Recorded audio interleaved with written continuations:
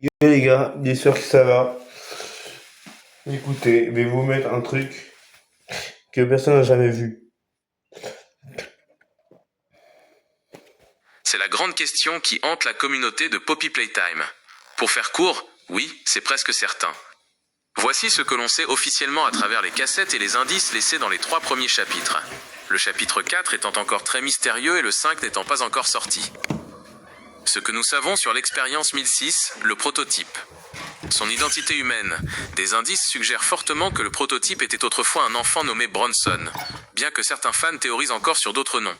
Ce qui est sûr, c'est qu'il a été créé à partir d'un sujet humain. Son intelligence. Contrairement à Huggy Wuggy ou Mommy Longlegs qui agissent par instinct ou par traumatisme, le prototype possède une intelligence supérieure. Il a appris comment fonctionne le système de la manufacture et a même aidé d'autres expériences à s'échapper ou à se rebeller. L'heure de joie. C'est lui qui a orchestré le massacre des employés de Playtime Co., l'événement appelé The Hour of Joy. Il a convaincu les autres jouets que les humains étaient leurs ennemis. Son évolution au fil des chapitres. Le prototype est l'antagoniste principal dans l'ombre. On ne le voit jamais entièrement, seulement des parties de lui. 1. Chapitre 1. On voit son bras métallique, très long avec des doigts en forme de griffes, ramasser le corps de Huggy Wuggy. 2. Chapitre 2. Il apparaît à la fin pour emmener les restes de Mommy Longlegs après qu'elle a été broyée. Elle semble d'ailleurs terrifiée à l'idée qu'il la récupère. 3. Chapitre 3. On apprend qu'il est vénéré comme un dieu par Catnap. À la fin, il achève Catnap pour l'ajouter à sa propre structure corporelle. La théorie du corps composite. Le prototype ne cherche pas seulement à se venger, il semble se construire un corps parfait en utilisant les pièces des autres jouets vaincus, le bras de Mommy, le corps de Catnap, etc. C'est pour cela qu'il ne nous attaque pas directement pour l'instant. Il attend que nous fassions le sale boulot pour lui. Note importante, à l'heure actuelle, seuls les chapitres 1, 2 et 3 sont sortis. Le chapitre 4 est en développement et devrait nous en apprendre beaucoup plus sur ses origines exactes. Souhaiteriez-vous que je vous résume les théories les plus populaires sur l'identité de l'enfant qui est devenu le prototype ? Alors oui, on va mettre oui, hein. Oui, oui, oui, attends, oui.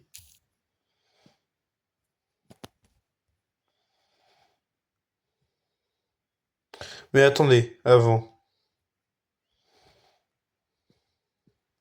C'est un détail qui rend le prototype, l'expérience 1006, particulièrement effrayant, ce mélange de biologie humaine et de mécanique industrielle.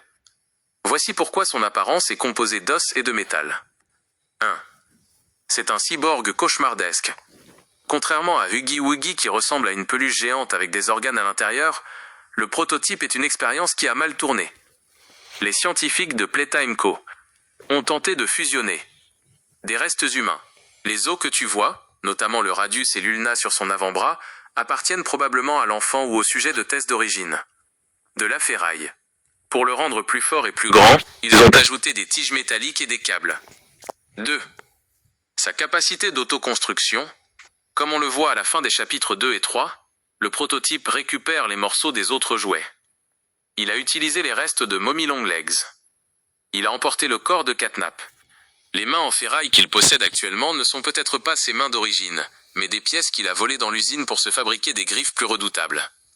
Il se construit un corps au fur et à mesure, comme un puzzle macabre. 3. Le symbole de la souffrance. Le fait que ses os soient apparents, sans peau, juste le métal et l'os, montre à quel point l'expérience a été douloureuse et inhumaine. Cela renforce l'idée qu'il n'est plus un enfant, mais une chose qui a survécu à la torture et qui utilise maintenant ses cicatrices, ses os et son métal pour se venger. Résumé de son apparence. Éléments. Origine probable. Os humains. Le squelette de l'enfant original, sujet 1006. Griffes de fer. Pièces mécaniques volées ou ajoutées par les scientifiques. Câble rouge. Système vasculaire artificiel ou nerf synthétique. C'est cette apparence de poubelle vivante faite de cadavres et de métal qui le rend si intelligent et dangereux. Il peut s'adapter à tout. Veux-tu que je t'explique pourquoi Mommy Longlegs a crié « Il va me faire devenir une partie de lui juste avant de mourir ». En vrai, oui, hein. Attendez.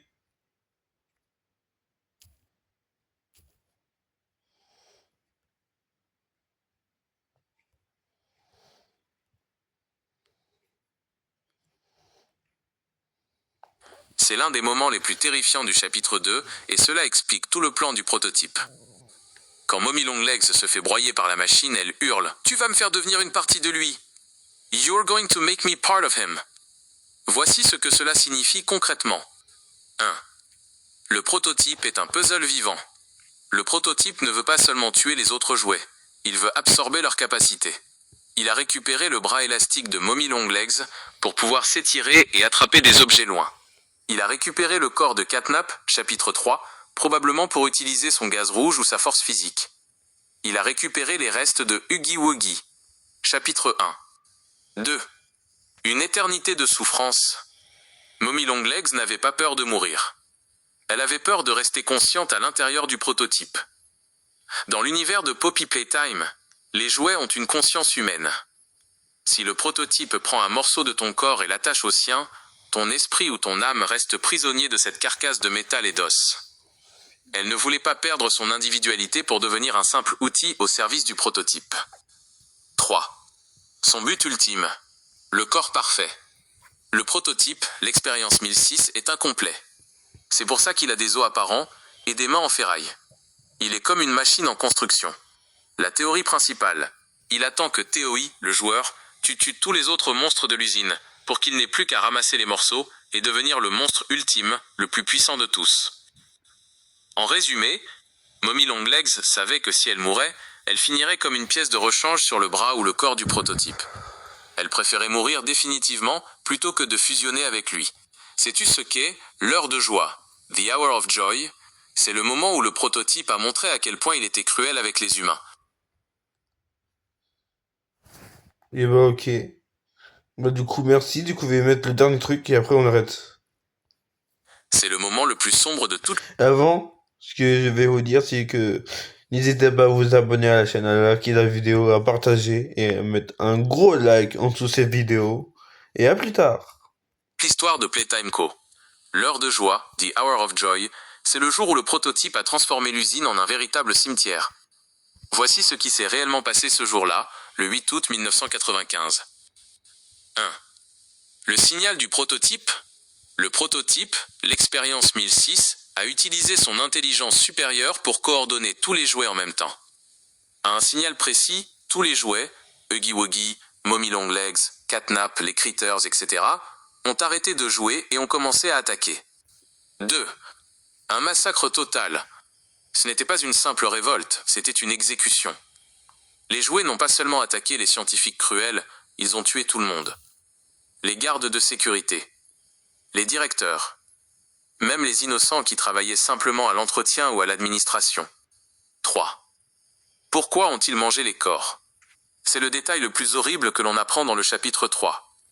Après avoir tué les humains, le prototype a ordonné aux jouets de stocker les corps au sous-sol. La raison. Comme l'usine était fermée et que plus personne ne les nourrissait, les jouets ont dû manger les restes humains pour ne pas mourir de faim. C'est pour cela qu'il n'y a plus aucun humain vivant quand tu arrives dans le chapitre 1. 4. Le sanctuaire du prototype. Dans le chapitre 3, on voit que le prototype a utilisé les corps et les débris pour créer un immense sanctuaire, une sorte de monument de chair et de métal, à sa propre gloire. Il se prend pour un dieu. Pourquoi TOI, le joueur, es-tu encore en vie? C'est le grand mystère. Le prototype t'a laissé revenir dans l'usine. Beaucoup pensent que 1. Soit il a besoin que tu tues les derniers gros jouets pour qu'il puisse les absorber comme il l'a fait avec Catnap. 2. Soit tu es un ancien employé qu'il a volontairement épargné pour une raison précise. Le savais-tu? La vidéo de l'heure de joie que l'on trouve dans le chapitre 3 montre Huggy Wuggy en train de massacrer des gens dans le hall d'entrée. C'est la vidéo la plus terrifiante du jeu. Veux-tu que je te dise qui est le personnage mystérieux qui nous aide, Oli? On pense qu'il a un lien direct avec le prototype. C'est Olivier, il s'appelle. Oui, mais tu savais que Oli c'était Olivier et Elliot le Louig.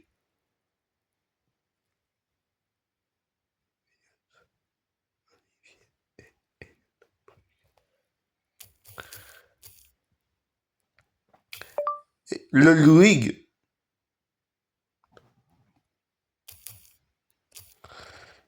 Il s'appelle Elliot le Louig.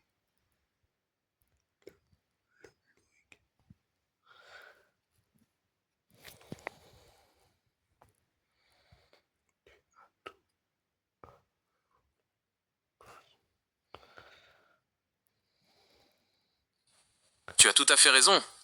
Tu touches au cœur des théories les plus poussées de la communauté. On voit que tu suis l'histoire de très près. Voici comment ces noms se connectent à l'horrible passé de Playtime Co. 2.1. Holly, Olivier. Beaucoup de fans pensent effectivement que Holly est le diminutif d'Olivier. La théorie, Holly ne serait pas un simple enfant qui se cache, mais peut-être une intelligence artificielle ou une voix manipulée par le prototype lui-même, ou par Poppy, pour nous guider là où il veut qu'on aille. Le fait qu'il connaisse parfaitement les recoins de l'usine, et qu'il ait accès au système de communication est très suspect. 2. Isabelle et l'expérience 1006. Le nom d'Isabelle revient souvent dans les dossiers de l'orphelinat, Playcare. Dans les archives, on découvre que les enfants étaient triés.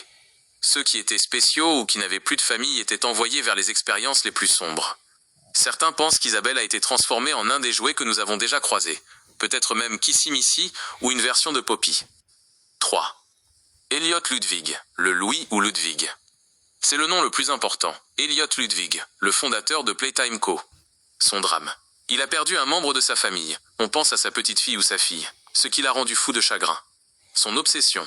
Il a commencé les expériences pour essayer de ramener les morts à la vie, en utilisant le coquelicot, Poppy, et le sang humain. Le lien avec le prototype. Beaucoup de théories disent que le prototype, 1006, n'est pas seulement un enfant, mais qu'il contient peut-être aussi une partie de la conscience ou de la colère d'Elliot Ludwig, ou qu'il est le résultat direct de sa toute première expérience ratée. Pourquoi ces noms sont-ils liés?